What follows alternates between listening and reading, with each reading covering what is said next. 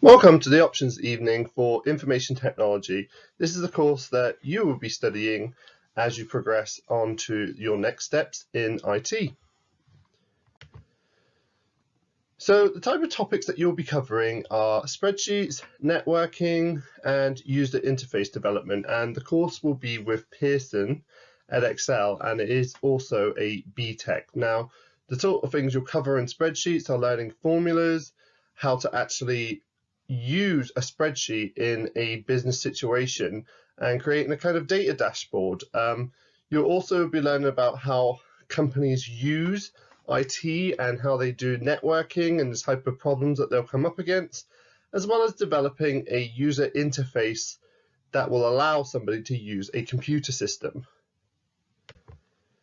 Now, the type of assessments that you'll have, there are usually 2 pieces of coursework and 1 exam. Now, the coursework obviously makes up 66% of the course, okay?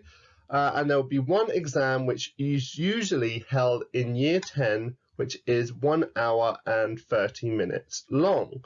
And that's usually about 60 marks. Now, the type of structure of the exam is that you usually get, in the first half of the paper, there'll be lots of shorter questions, and then they build up to longer questions where you have to discuss how IT is used within a business and the sort of impact that working online or working from around the world might have.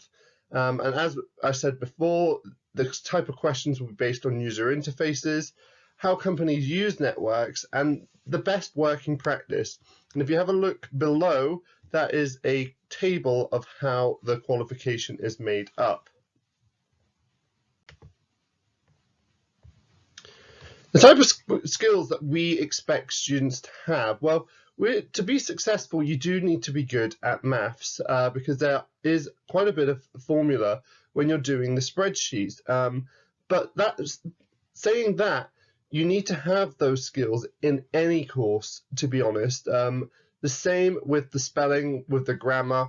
Every course requires you to be grammatically well-rounded, and you also need to be more aware of this because there is a 66% of the course which is coursework, which means you will have to do some writing.